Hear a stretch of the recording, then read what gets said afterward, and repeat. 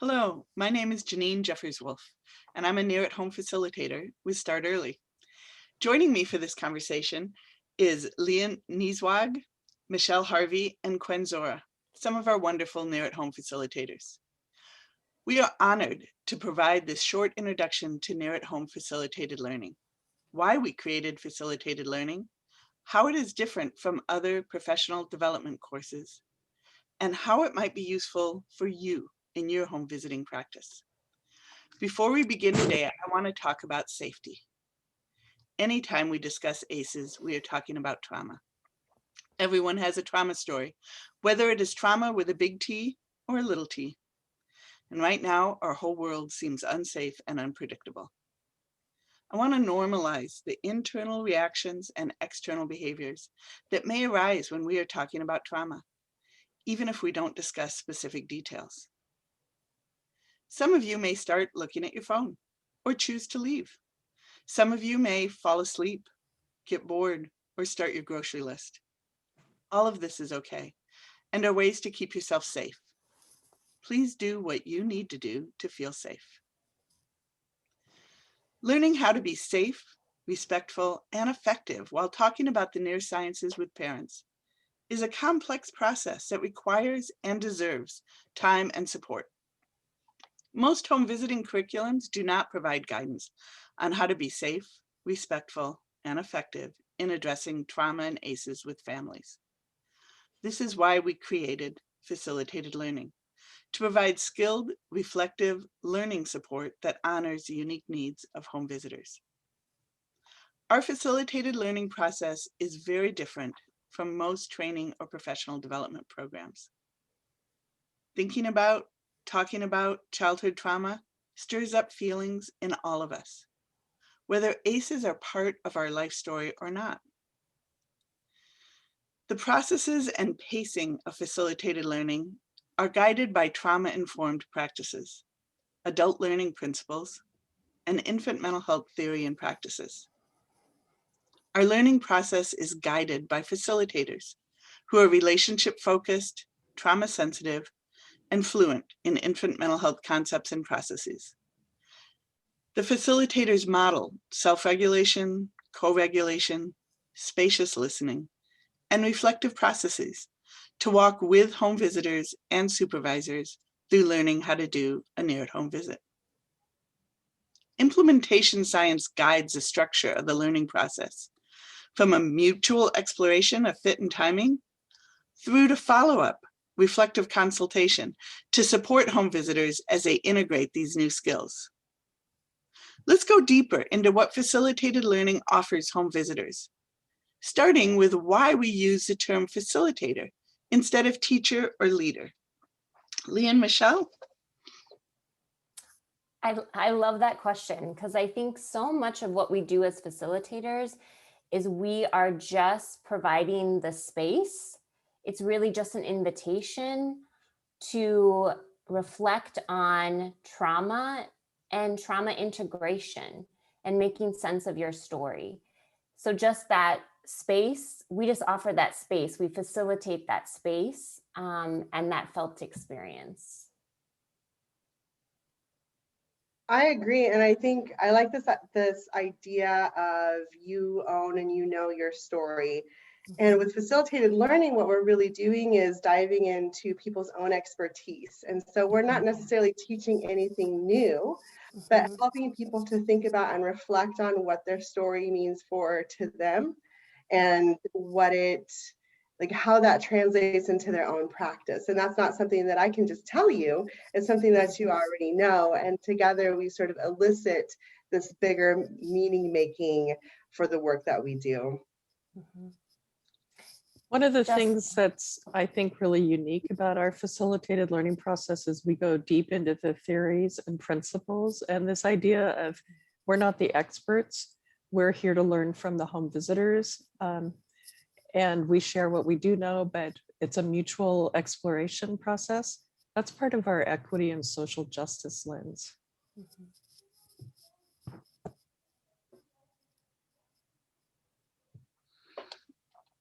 Okay, thank you.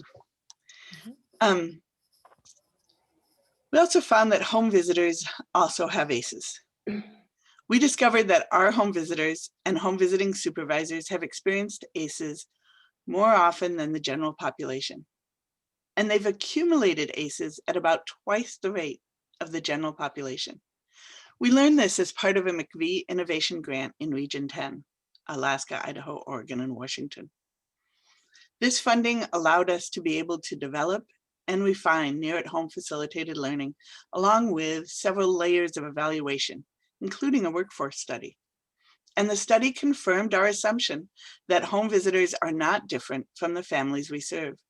And home visitors deserve the same considerations of respect and safety. Home visitors have shared that their own life stories have inspired them to become home visitors, and they feel honored to be able to support other parents in learning about NEAR. We go deep into this during facilitated learning in a section called Being with Our Own ACEs. So Michelle and Leah and Quen, let's go deeper into being with our own ACEs and what that means for you.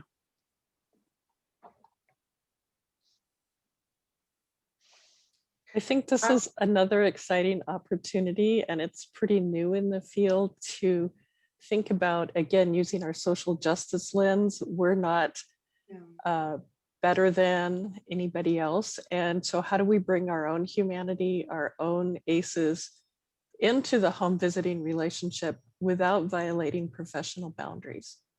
That's a deep skill.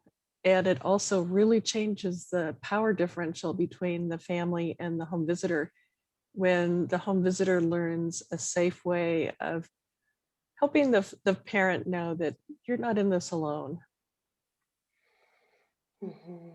Yeah, I love that. I love that idea of just normalizing trauma, normalizing feelings. Because I think so much of it is this, we talk about in Near at Home about the strong pathway transmission for trauma is shame. And I think that idea that we are no different than the families we work with, we all have pain, and being able to normalize that and how we've adapted to integrate that pain or to just survive is a strength. Mhm. I think also about one of the concepts with infant mental health. If you're working even just with one parent and a child, there are still 3 people in that room together.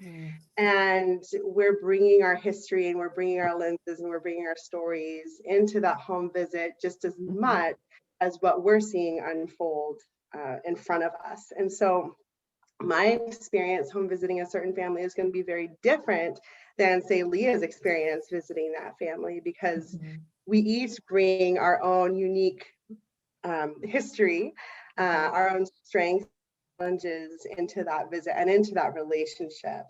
And so when I think about this idea of being with our own ACEs, it's already there. And so really being able to reflect on, how is that showing up for me when I'm knocking really quietly on a door and hoping that family doesn't wake up? How does that show up for me when I'm feeling nervous about a home visit, or when I'm excited about home visit? What is my own story that's coming in to, I guess, flavor that relationship that I have with my work? Yeah. Love that.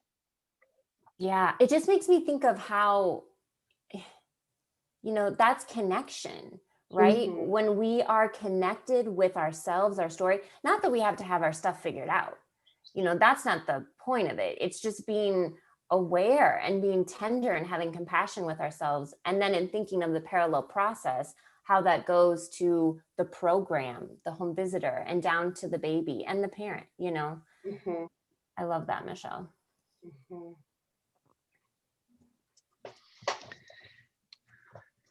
Okay, you want to move on to parallel process? Yeah, let's do it. Parallel process informs every aspect of how we provide facilitated learning. Parallel process means that we achieve the best outcomes when an organization is with their home visitors as they hope the home visitors are with families, as the home visitors hope the parents are with the baby.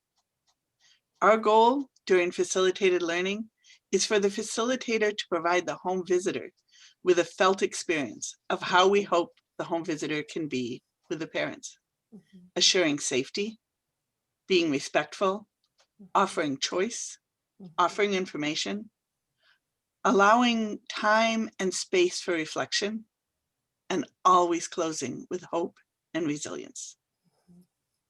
Parallel process also extends to the home visiting supervisor.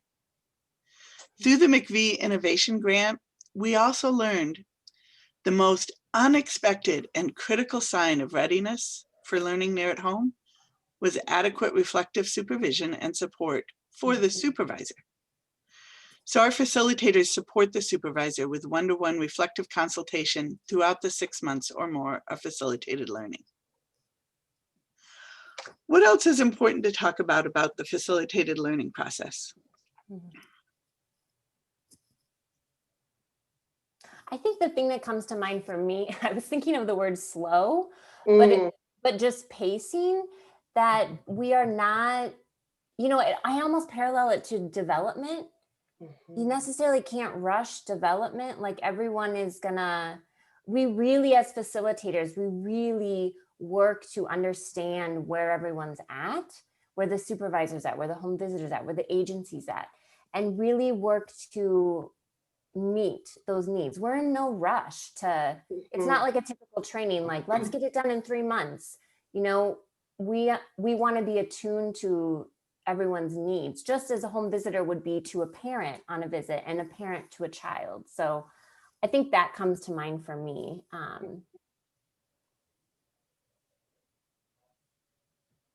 I feel like with that, it's sort of like, it's almost opposite how I was trained as a home visitor, where I had, like, you have an ASQ to do, or you have some screening to do, and you have to go out, and that's the assigned project for that day, and nothing else can get in the way of that, because, oh my gosh, I'm going to get in trouble, or you know, what am I going to do? And so I find that with facilitated learning, sometimes I'll have, this is what my hope is for that particular day, and we don't even get to it, and that's okay, because what showed up for that day felt a lot more important, because we're looking at the idea of relationship and depth and safety, all of these other components, that it's not just checking off something from a list or following a prescription, really, or but really that deepening of that relationship and that self-exploration. Yeah. Well, thank you, Michelle and Leah and Gwen, for sharing your experiences and your words of wisdom with us. Thank you all for listening to this exploration of near at home facilitated learning. This last slide has the link to download the Near at Home toolkit and how to access more information about facilitated learning. Our next video conversation will be about our goal of developing and supporting more cohorts of near at home facilitators through a train the trainer, facilitate the facilitator type process. Thank you, Janine. Thank you. Thank you. Guys.